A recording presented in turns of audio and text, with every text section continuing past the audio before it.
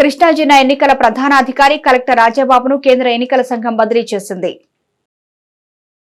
సార్వత్రిక ఎన్నికల నేపథ్యంలో కృష్ణా జిల్లా కలెక్టర్ రాజాబాబు బదిలీ హాట్ టాపిక్ గా మారింది. కృష్ణా జిల్లా ఎన్నికల ప్రధానాధికారి కలెక్టర్ రాజాబాబును కేంద్ర ఎన్నికల సంఘం బదిలీ చేసింది. ప్రతిపక్ష పార్టీ నుంచి అందిన ఫిర్యాదుల మేరకు రాష్ట్రంలో 6 IPS, 3 IAS అధికారులను బదిలీ చేయగా వారిలో కలెక్టర్ రాజాబాబు ఉన్నారు. 2023 ఏప్రిల్ 15న కృష్ణా జిల్లా కలెక్టర్ గా రాజాబాబు బాధ్యతలు స్వీకరించారు. ఎన్నికల సంఘానికి పలువురు ప్రతిపక్ష నాయకులు కలెక్టర్ పై అధికార పార్టీ నేతలకు అనుకూలంగా పనిచేస్తున్నారు అన్న ఫిర్యాదులు చేసిన క్రమంలో ఆయన ఎన్నికల వేళ బదిలీ కావడం చర్చనీయాంశంగా మారింది. సంక్షేమ పథకాలని యథావిధిగా కొనసాగాలంటే వైసీపీని గెలిపించుకోవాల్సిన అవసరం ఎంతైనా ఉందని జిల్లా పరిషత్ chairman Uppala Harika, YCP MLA అభ్యర్థి రాము దంపతులు అన్నారు. సంక్షేమ పథకాలన్నీ యథావిధిగా కొనసాగాలంటే వైసీపీని గెలిపించుకోవాల్సిన అవసరం ఎంతైనా ఉందని జిల్లా పరిషత్ chairman Uppala Harika, YCP MLA అభ్యర్థి రాము దంపతులు అన్నారు. పెడన మండల పరిధిలోని కొంకెపూడి గ్రామంలో ఎన్నికల ప్రచారంలో భాగంగా వారు ప్రజాదీవెన కార్యక్రమం నిర్వహించారు. ఈ సందర్భంగా నాయకులు, కార్యకర్తలతో కలిసి రాము, హారిక దంపతులు ఇంటింటికి తిరుగుతూ ఓట్లను అభ్యర్థించారు. తనకు ఓటు వేసి గెలిపించాలని ప్రజలను కోరారు. తాను గెలవగానే నియోజకవర్గ అభివృద్ధికి కృషి చేస్తారని చెప్పారు. ఈ కార్యక్రమంలో నాయకులు, కార్యకర్తలు తదితరులు పాల్గొన్నారు. పట్టణంలోని పలు ప్రాంతాల నుంచి పీర్లు ఊరేగింపు చేసిన ముస్లింలకు నకల ఆస్థాన వద్ద హజరత్ ఇమాం అలీకి నివాళులర్పించారు.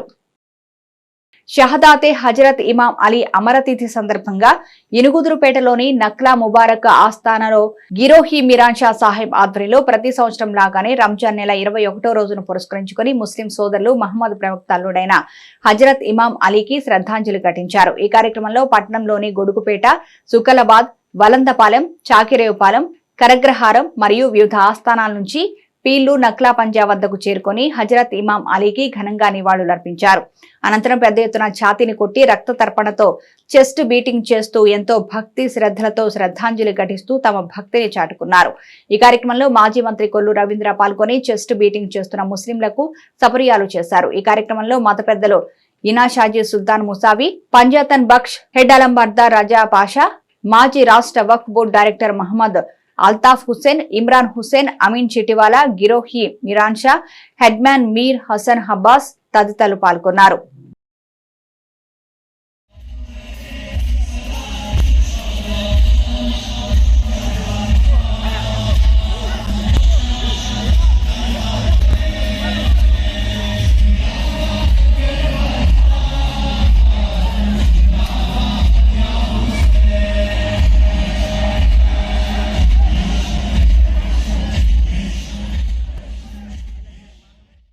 వృద్ధులు, వికలాంగులు, ఇతర పెన్షన్దారులకు ఇంటి వద్దే పెన్షన్లు అందించేలా చర్యలు తీసుకోవాలని డిమాండ్ చేశారు.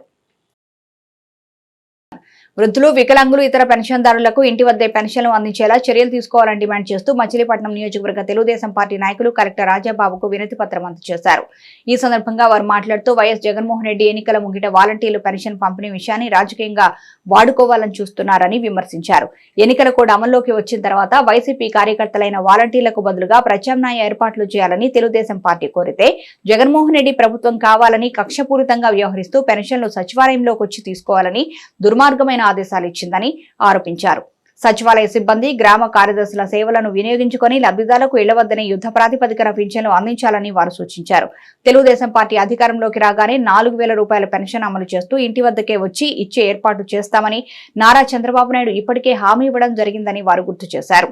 ఈ కార్యక్రమంలో మాజీ మున్సిపల్ చైర్మన్ మోటమరి బాబా ప్రసాద్, పార్టీ నాయకులు ఇలియాస్ పాషా, పిప్పళ్ల కాంతారావు, కుంచే దుర్గా ప్రసాద్, మాజీ జడ్పీటీసీ లంకే నారాయణ ప్రసాద్, కార్పొరేటర్లు సమతా కీర్తి, దేవరపల్లి అనిత, దింటకుర్తి సుధాకర్ తదితరులు పాల్గొన్నారు. అందరికీ నమస్కారం. నిన్న మచిలీపట్నం నగరపాలక సంస్థలో మూకుమ్మడిగా వాలంటీర్లు అందరూ రాజీనామా చేయడం జరిగింది. దాని మీద మేము ఇవాళ కలెక్టర్ గారికి రిప్రజెంటేషన్ ఇస్తున్నాము. ఏంటంటే గత మార్చి నెల 19వ తారీఖు వెళ్ళి కమిషనర్ గారికి చెప్పాము, ఇలా వాలంటీర్ల మీద ఒత్తిడి తీసుకొస్తున్నారండి. ప్రతి డివిజన్లోనూ ఆ డివిజన్ కార్పొరేటరు, అలాగే ఓడిపోయిన ప్లేస్లో ఆ డివిజన్ ఇన్ఛార్జీలు, వైసీపీ ఇన్ఛార్జీలతో మీటింగ్ పెట్టించి వాలంటీర్ల మీద ఒత్తిడి తీసుకొస్తున్నారు, రాజీనామా చేయమని అని చెప్తే కమిషనర్ గారు జీతం చాలక రిజైన్ చేస్తున్నారని చెప్పారు. మేమైతే ఆ రోజు గట్టిగా చెప్పాము, మీరు ఎలక్షన్ కోడ్ అమల్లో ఉంది కాబట్టి ఫిబ్రవరి నెల నుంచి ఎవరైతే రాజీనామా చేశారో వాళ్ళందరి రాజీనామాలు మే 13వ తారీఖు దాకా ఆమోదించకుండా అలాగే ఉంచాలని, అలాగే ఎందుకంటే వారందరూ గవర్నమెంట్ సేవకులని చెప్తుంది. సో సేవకులకి ఏ పార్టీతో సంబంధం ఉండదు. సో వాళ్ళు రాజకీయ ఒత్తిడికి గురవాల్సిన అవసరం కూడా లేదు. పైపెచ్చు వీళ్ళందరూ అంత ఒత్తిడి చేసి రాజీనామాలు చేసాయి, వాళ్ళ జీవితాలతో ఆడుకుంటున్నారు. ఇప్పుడు వాళ్ళు 5 సంవత్సరాల నుంచి సర్వీస్ చేశారు, ఆ సర్వీసు పోతుంది. ఇవంతా చేసేసి టీడీపీ మీద బురద జల్లిస్తున్నారు. టీడీపీ ప్రభుత్వం చేయిస్తుందని. టీడీపీకి అసలు సంబంధం ఏంటండి? గవర్నమెంట్ మీది, నిర్ణయం ఏమో ఎలక్షన్ కమిషన్ తీసుకుంది వీళ్ళందరినీ దూరం పెట్టాలని. అంతేగాని వాళ్ళందరినీ వాడి సర్వీసుల నుంచి దూరం పెట్టాలని చెప్పాల. రాజకీయంగా వారి టీడీపీ ప్రభుత్వం చాలా దురదృష్టకరమైన వాతావరణాన్ని తీసుకొస్తుంది. ఆఖరికి పేదవాళ్ళ పెన్షన్ మీద కూడా రాజకీయం చేస్తుంది. ప్రతి నెల 1వ తారీఖు ఇచ్చే పెన్షన్ని వాళ్ళ వాలంటరీ వ్యవస్థని వాళ్ళ చేతిలోకి తీసుకుని వాళ్ళని భయపెట్టి రాజీనామాలు చేయించి మీరు పెన్షన్లు ఇవ్వబాకండి, అది కారణం చంద్రబాబు నాయుడు అని చెప్పండి అని చెప్పి వాళ్ళని బెదిరించి ఆ రకంగా లొంగ తీసుకునే ప్రయత్నాలు ఈ పేర్ని నాని గారు మచిలీపట్నంలో చేస్తున్నారు. దీన్ని మేము పూర్తిగా ఖండిస్తున్నాం. తెలుగుదేశం పార్టీ ఎప్పుడు కూడా 200 రూపాయల పెన్షన్ని 1000 రూపాయలు చేసింది. 1000 రూపాయల పెన్షన్ని 2000 రూపాయలు చేసి వృద్ధుల మీద ఏదన్నా ప్రేమ ఉందంటే అది తెలుగుదేశం పార్టీ ప్రేమే. దాదాపు 10 రెట్లు పెంచిన ఘనత చంద్రబాబు నాయుడుకే దక్కింది. ఈ ఘనతని వాళ్ళు తట్టుకోలేక ఆఖరికి ముఖ్యమంత్రి గారి సభలోనే ఒక వృద్ధురాలు నీకు పెన్షన్ ఎవరమ్మా ఇచ్చేదంటే చంద్రబాబు నాయుడు అని చెప్పింది ఆ రోజు. అది చూసి తట్టుకోలేక వృద్ధుల మీద ఏదో రకంగా బురద తెలుగుదేశం పార్టీ ప్రభుత్వం మీద చంద్రబాబు మీద బురద చల్లి వాళ్ళు ఏదో సానుభూతి పొందాలని చూస్తున్నారు. మరి పెన్షన్దారులందరికీ కూడా విజ్ఞప్తి చేస్తున్నాం. పెన్షన్దారులందరికీ కూడా మేము కూడా ఆఖరికి మొన్న కలెక్టర్ గారి దగ్గరికి ఒక 5 రోజుల క్రితం వచ్చి 1వ తారీఖుకే పెన్షన్ ఇవ్వాలని చెప్పి కూడా మేము వాళ్ళకి రికమెండేషన్ ఇస్తాం జరిగింది. తదుపరి వాళ్ళు కూడా చర్యలు తీసుకుంటామని చెప్పి కూడా మాకు చెప్తాం జరిగింది. అట్లాగే కమిషనర్ గారికి ప్రతి విషయాన్ని కూడా రాజకీయం చేసి వైసీపీ ప్రభుత్వం లబ్ధి పొందడానికి చూస్తున్నారు. కానీ ఇది చాలా దురదృష్టం. ఈ రోజున వికలాంగులు, వృద్ధులకి ఇచ్చే పెన్షన్లు కూడా మరి రాజకీయం చేశాడు. కేవలం వాళ్ళు వాలంటీర్స్ మరి రాజకీయ లబ్ధి వైసీపీకి కలుగజేస్తున్నారన్న ఆలోచనలో ఈరోజున ఎలక్షన్ కమిషనే వాళ్ళని పక్కన పెట్టండి. ప్రభుత్వం ఈ రోజున సచివాలయంలో దాదాపుగా 1,65,000 మంది సిబ్బంది ఉన్నారు. మరి 2 లక్షల మందికి 60 లక్షల మందికి మరి పెన్షన్లు వాళ్ళు ఇవ్వగలరు అని చెప్పి వారు మరి క్లియర్గా ఎలక్షన్ కమిషన్ చెప్తే ఈ రోజున దాన్ని రాజకీయం చేసి వాలంటీర్స్తో మరి రాజీనామాలు ఇప్పించిన దుర్మార్గం జగన్మోహన్ రెడ్డి మరి మేము రాజీనామా చేస్తున్నాం అని చెప్పి కొందరు ఇక్కడ మచిలీపట్నం నియోజకవర్గంలో మరి రాజీనామాలు చేయడం జరిగింది. ఇది చాలా దుర్మార్గమైన చర్య. మరి కేవలం వారు ఈ వైసీపీ ప్రభుత్వం జగన్మోహన్ రెడ్డి 28 సార్లు బటన్ నొక్కాను జనవరి తర్వాత అని చెప్పుకునే ఈ రోజు కూడా ఎవరికి కూడా రూపాయి కూడా లబ్ధి పొందలేదు. కేవలం ఖజానా ఖాళీ అయింది. పెన్షన్లు ఇవ్వలేక 2వ రోజు చేరుకున్న జనసేన పార్టీ నిరసన సెగలో భాగంగా అవనిగడ్డలో జన సైనికులు భారీ ర్యాలీ నిర్వహించారు. 2వ రోజు చేరుకున్న జనసేన పార్టీ నిరసన శాఖ జనసేన పార్టీ కోసం రక్తం ధారపోసిన నాయకులను గుర్తించి అవనిగడ్డ నియోజకవర్గ జనసేన టికెట్ ఇవ్వాలని జనసేన పార్టీ ఉమ్మడి జిల్లా అధికార ప్రతినిధి రాయపూడి వేణుగోపాల్ కోరారు. ఈ నేపథ్యంలో పార్టీ నాయకుడు యుక్కుర్తి శ్రీను ఇంటి వద్ద నుంచి భారీ ర్యాలీతో నిరసన ప్రదర్శన నిర్వహించారు. టికెట్ కోసం రాత్రికి రాత్రి కండువాలు మార్చుకొని వచ్చిన వాళ్లను అంగీకరించే పరిస్థితి లేదని వారు స్పష్టం చేశారు. పార్టీలో మొదటి నుంచి కష్టపడి చెమట ధారపోసిన వారికి టికెట్ ఇవ్వాలని డిమాండ్ చేశారు. కార్యకర్తలకు సైనికులకు వివరించారు. చేసిన పవన్ కళ్యాణ్ జన సైనికులకు అందరికీ నమస్కారం.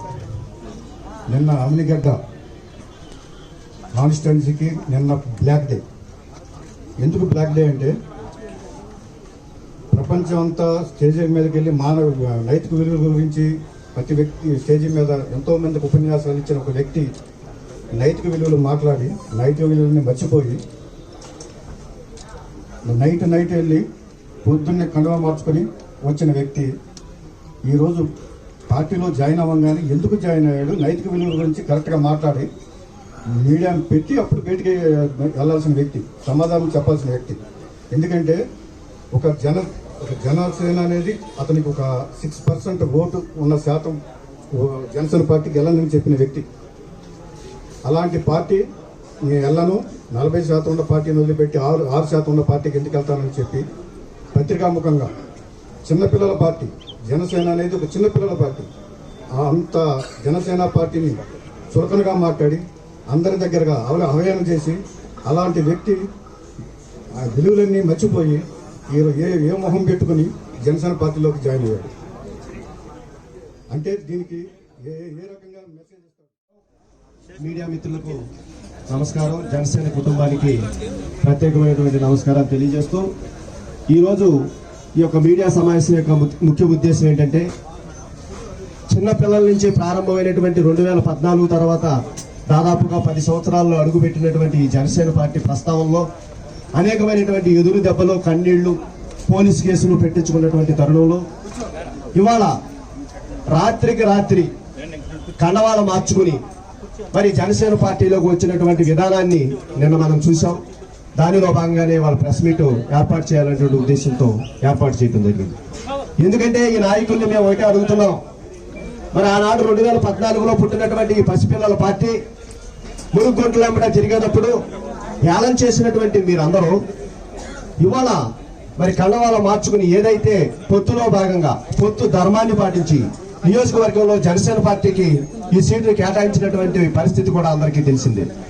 దాని మీద మీరు చేపించినటువంటి డ్రామా, మీరు చేపించినటువంటి ఈ రాజీనామాల డ్రామా, మీరు పదవే కావాలి, మీకు పదవే ముఖ్యం, మీకు కుటుంబ పాలనే ముఖ్యం, అవిడిగడ్డ అభివృద్ధి మీకు ప్రధానం కాదనేటువంటి విషయాన్ని టీడీపీ, జనసేన, బీజేపీ కూటమికి ప్రజల నుంచి విశేష స్పందన లభిస్తుందని తెలుగుదేశం పార్టీ పెడన నియోజకవర్గ ఎమ్మెల్యే అభ్యర్థి కాగిత కృష్ణప్రసాద్ అన్నారు. టీడీపీ, జనసేన, బీజేపీ కూటమికి ప్రజల నుంచి విశేష స్పందన లభిస్తుందని తెలుగుదేశం పార్టీ పెడన నియోజకవర్గ ఎమ్మెల్యే అభ్యర్థి కాగిత కృష్ణప్రసాద్ అన్నారు.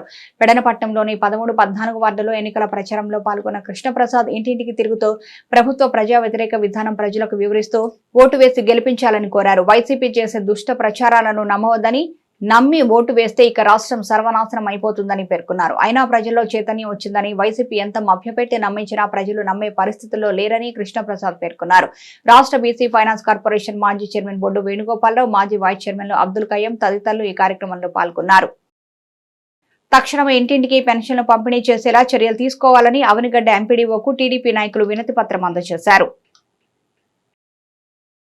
పెన్షన్ల పంపిణీపై ఎన్నికల సంఘం ఎటువంటి ఆంక్షలు పెట్టలేదు అని, రాజకీయ దుష్ప్రయోజనం కోసం వైసీపీ వృద్ధులతో ఆడుకుంటుందని వారు విమర్శించారు.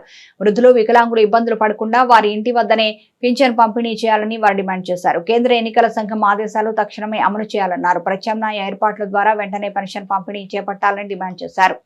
గ్రామ సచివాలయ సిబ్బంది, ఇతర ప్రభుత్వ సిబ్బంది ద్వారా పెన్షన్లు పంపిణీ చేయాలని వారు కోరారు. ఈ కార్యక్రమంలో అవనిగడ్డ మండల టీడీపీ అధ్యక్షుడు యాసం చిట్టిబాబు, రాజా రామ్మోహన్ రావు, ఆదినారాయణరావు తదితరులు పాల్గొన్నారు. ఈరోజు అవనిగడ్డ మండల తెలుగుదేశం పార్టీ తరఫున మన మండల ఎండిఓ గారికి వినతి పత్రం ఇవ్వడం జరిగింది.